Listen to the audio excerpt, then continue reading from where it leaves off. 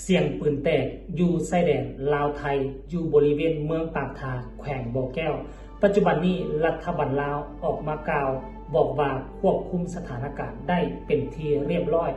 ไร่เสียงปืนแตกมาเป็นเวลา 2-3 วันแล้วกราบทักทายสบายดี FC ทุกท่าน FC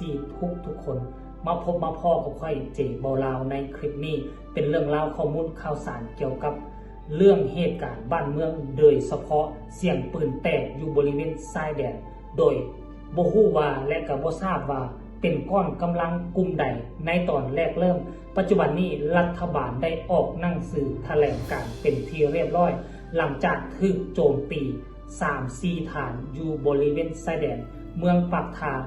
และก็อำเภอเวียงแก่นของประเทศไทยเนาะเดี๋ยวจะพาทุกคนไปลงลึกและจะไปอ่านเบิ่งแจ้งการว่าวิธีการโจมตีของกลุ่มคนกลุ่มแก๊งดังกล่าวนี้เขาเฮ็ดจังไดแบ่งกันออกเป็นลักษณะแนวใดเดี๋ยวค่อยจะไปอ่านแจ้งการให้ทุกคนได้ฟังเนาะฟังพร้อมกันเลย อันนี้อิงตามรายงานของแจ้งการและก็เพจดังจากโทรโคงซึ่งเป็นกระบอกเสียงของประชาชนอันหนึ่งอยู่ในประเทศลาวของเราได้นำเอาแจ้งการเนาะของรัฐบาลได้ออกมาเพิ่นบอกว่ารายงานเหตุการณ์กลุ่มคนบอดีหลอนตีป้อมทหารอยู่เมืองปากทางแขวงบ่อแก้วขอบเขตชายแดนลาวไทยดินติดแผ่นหมายความว่าบ่มีแม่น้ำมาขวางกันเด้อท่านผู้ชมเด้อเหตุการณ์ที่เกิดขึ้นในวันที่ 3 พฤษภาคม 2025 คณะสมาชิกสภาแห่งชาติประจำเขตเลือกตั้งที่ 5 แขวงบ่อแก้วขอถือเป็นเกียรติรายงานมายังทานทราบในวันที่ 3 พฤษภาคม 2025 มีกลุ่มคนบอดีจำนวนหลายได้หลอนตีป้อมทหารชายแดนค125 และค1และค124น่าจะแม่นท่านผู้ชมเมืองปากทาแขวงบ่อแก้วขอบเขตชายแดนลาวไทยดินติดต่อจำนวน3จุดรายละเอียดมีดังนี้บัดนี้คนลาวคนไทยหรือผู้ใช้สื่อโซเชียลพยายามถามบ่ฮู้ข้อมูลแล้วไปเฮ็ดสเปะสปะจึงเฮ็ดให้ข้อมูลมันคลาดเคลื่อนถ้าฟังดีๆแล้วจะฮู้รายละเอียดเนาะภาคที่1ท่านผู้ชมในเวลา 4:40 นาทีของวันที่ 3 เดือน 5 2025 ได้มีกลุ่มคนบดีประมาณ 5-6 คนได้หลอนตีป้อมทหารชายแดนเจียงตองก็คือบ้านเจียงตองเนาะท่านผู้ชมค24เมืองปากทาแขวงบ่อแก้วพิกัด19525รูปการหลอนตีพวกมันใส่ปืน M79 ยิงใส่ไอ้น้องที่พร้อมป้องกันเวียนงานจำนวน1 ลูกต่อมาพวกมันได้ยิงปืนอาก้าหรือว่า AK นั่นเองปืน M16 และปืนเบอร์ประมาณ30 ลูกหลังจากนั้นพวกมันได้พบหนีแลนเข้าป่าแลนเข้าไปในบ้านเจียงตองนั่นหมายความว่าอย่าง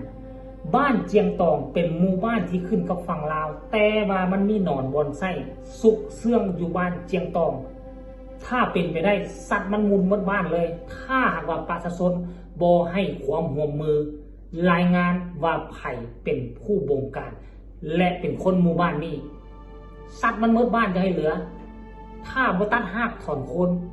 มันจะเป็นแบบนี้อีกในอนาคตบ่ต้องไปสนใจประเทศอื่นบอกว่าเรื่องเอียงก็สิทธิมนุษยสิทธิมนุษยอย่าเฮ็ดคันเฮาได้เฮ็ดต้องตัดหากถอนโคนอย่าให้มันได้ผุดได้เกิดอ่านต่อท่านผู้ชม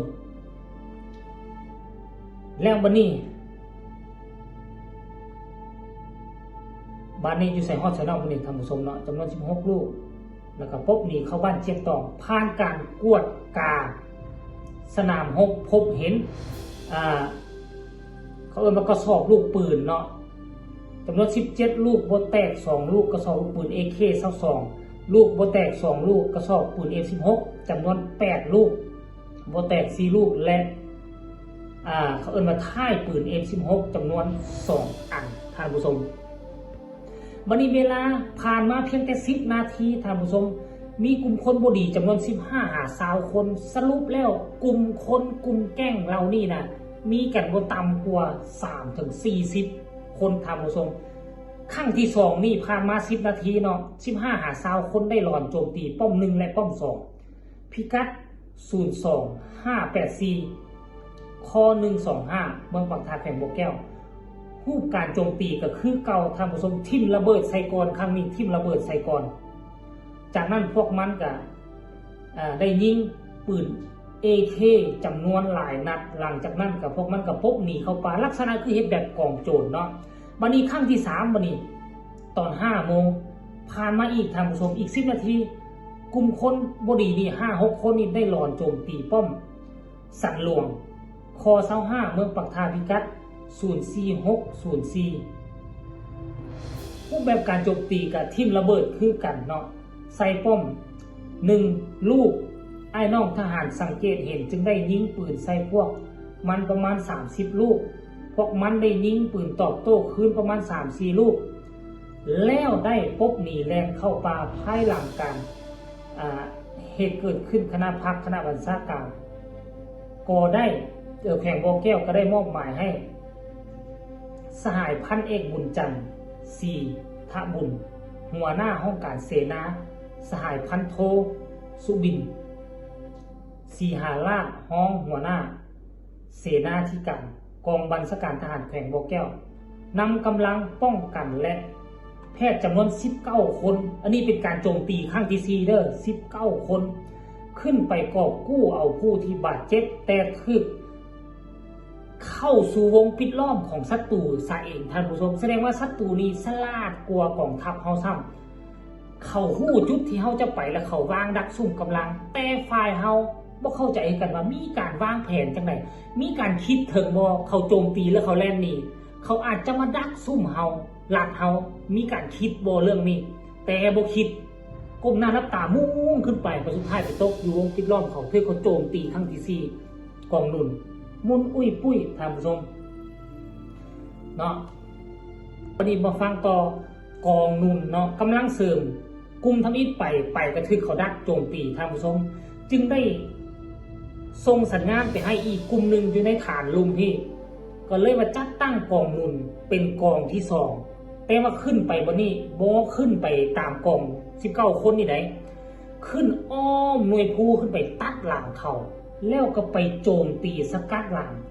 ผลสุดท้ายแล้วสรุปง่ายๆท่านผู้ชมโจมตีตัดหลังแล้วก็ได้รับความสำเร็จท่านผู้ชมจนได้ยึดฐานที่มั่นเนาะควบคุมสถานการณ์ได้แล้วก็จับได้กลุ่มแก๊งดังกล่าวนี้ได้จำนวนหนึ่งประมาณ 3-4 คนแล้วสรุปผลเสียหายก็คือตามข่าวโดยเฉพาะคือข่าวทางฝั่งไทยบ่ฮู้ข้อมูลข้อเป็นจริงก็บอกว่าเสียชีวิตหลายคนบาดเจ็บ14-15 นายนั่นนี่บ่มีผลความจริงนี่ผลเสียหายเนาะเสียชีวิตมัน3 นายเป็นมูลความจริงส่วนภาคส่วนที่รับบาดเจ็บก็มีอีก3 นายเท่านั้นบ่แม่นว่า10 ปลายคนเด้อนี่ท่านผู้ชมอันนี้คือมูลความจริงเด้อท่านผู้ชมและผลการแก้ไขมาฮอดปัจจุบันบรรดาจุดเกิดเหตุดังกล่าวของกำลังพวกเฮาได้เป็นเจ้าการนั่นหมายความว่าจังได๋เฮาไปควบคุมสถานการณ์เอาไว้ได้แล้วสามารถควบคุมพื้นที่ได้ทั้งหมดแล้วเห็นบ่ผมสืบต่อซอกค้นหาพวกกลุ่มคนเหล่านั้นเนาะในวันนั้นตามเขาอยู่ว่าเขาจะไปซุกอยู่ไสเนาะท่านผู้ชมในวันที่6 เดือน 5 2025คณะประจำแข่งจะตั้งรับผิดชอบในแต่ละภาคส่วนเพื่อให้เข้าใจสถานการณ์และเป็นเจ้าการร่วมกันต้องเข้าใจตามนี้เด้อท่านผู้ชมเนาะสรุปแล้วเขาตีเฮานี่10 นาทีตีเท่านึง10 นาทีตีเท่านึงตี3 ป้อมตี3 ครั้งแล้วครั้งที่4คือมันลัดตีเขาฮู้ว่าหลังจากที่ตีกองกำลังเฮาอยู่เทิงแล้วกองนูนเฮาต้องขึ้นเขามาลัดตีเป็นครั้งที่4ตื่มทันตีเฮาแต่ครั้งที่4ครั้งที่5เฮาเป็นผู้ฝ่ายบุกโจมตี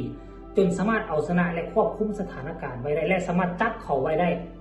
เนาะกันหลายคนเติบเอาคลิปนี้ก็เอามาให้ FC ท่านผู้ฟังบ่ว่าจะอยู่ทั้งฝั่งไทยฝั่งลาวคนลาวอยู่ทั้งลาวนอกลาวในให้ฮู้ เนาะการสำเร็จเสร็จสิ้นบางคนบอกว่าฐานเฮาแตกแล้วเฮาบ่สามารถยึดฐานได้คันกรณีว่าฐานลาวแตกได้เป็นอย่างเสียงปืนมันจึงแตกแต่วันที่3และวันที่4เรือนั้นบ่มีเสียงปืนแตกมิดเงียบคันกรณีว่าลาวเสียฐานลาวต้องบุกตีล่ะลาวบ่บุกจังได๋วะสรุปแล้วคือเฮาฐานเฮาบ่ได้แตกปัจจุบันนี้คือเฮาเอาชนะควบคุมไว้เป็นที่เรียบร้อยแล้วฝากคลิปนี้เอาไว้สำนี้สบายดี